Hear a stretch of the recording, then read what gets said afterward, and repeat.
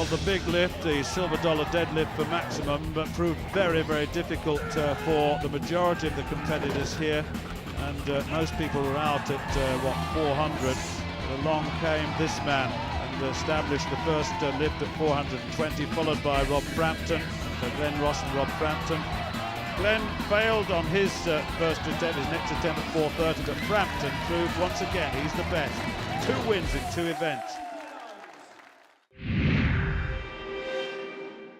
First event today, we got the winch, which is here, which is this winch apparatus, and they've got to pull the bus towards them. So it's like a capstan winch on a ship. What muscles are they using, do they need here? Well, it's all deltoids, forearms, a bit of endurance as well, but they've got to get the whole body in, because a real burn. The actual burn, yeah, will kick in because of the actual circumference of the wheel. So they have to get it all the way over the line. It's the fastest time. Yeah, 20-metre course, fastest time available. If they don't actually complete the course, it's the best measured distance.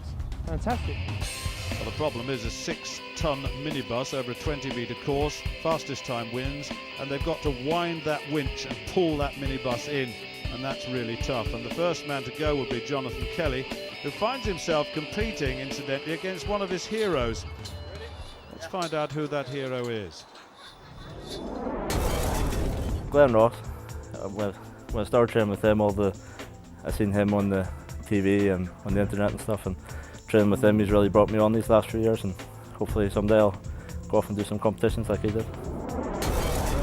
Well, that's already happening, isn't it? And he's got the opportunity of, well, he's pulling the winch to start with. I guess the technique involved here has got to be a big push to overcome the inertia of the minibus, and it's once you get it started that life becomes a bit more easy. But it's about time, and it's over 20 metres. It's the number plate that must go across the line that will decide when that time is taken. He's moving it quite well at the moment, but the clock is ticking down. Have a look at the clock. It's now approaching 30 seconds, and that will be the target for the rest. Number plate went. So what was his time?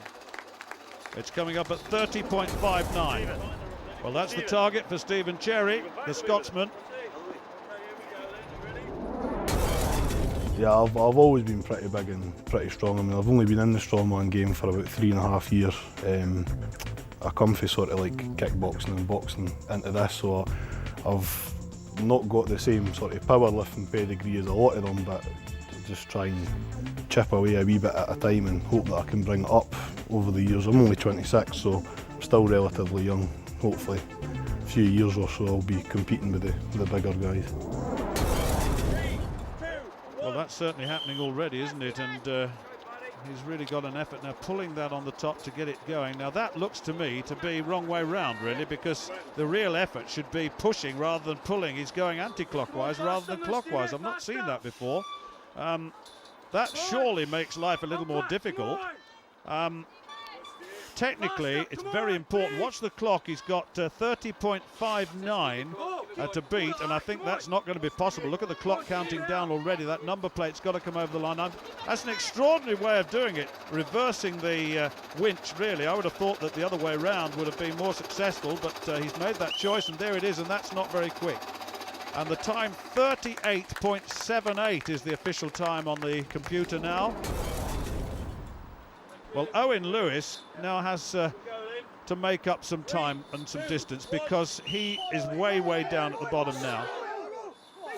Now that's better. Now that's the push that really is required to overcome the inertia of the bus. Once they get it moving, then of course they must keep it moving. If they stop again, then they've got to overcome its inertia for the second time.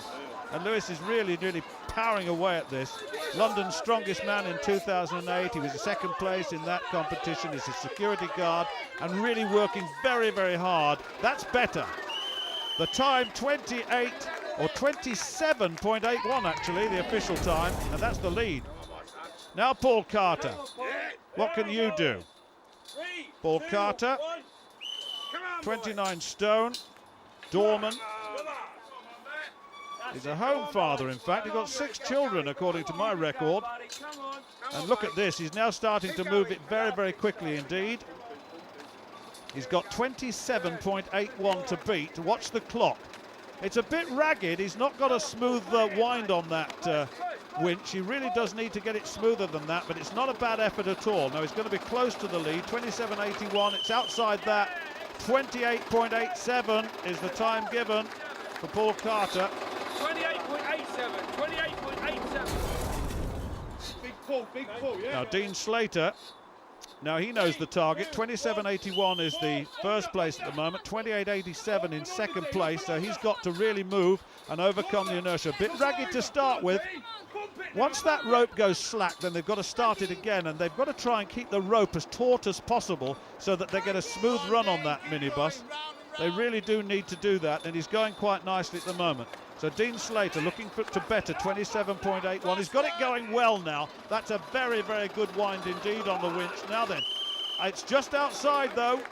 It's in second place, 28.18.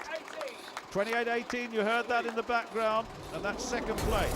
Well, certainly Ken Nowitzki, he too was inspired by a very special person.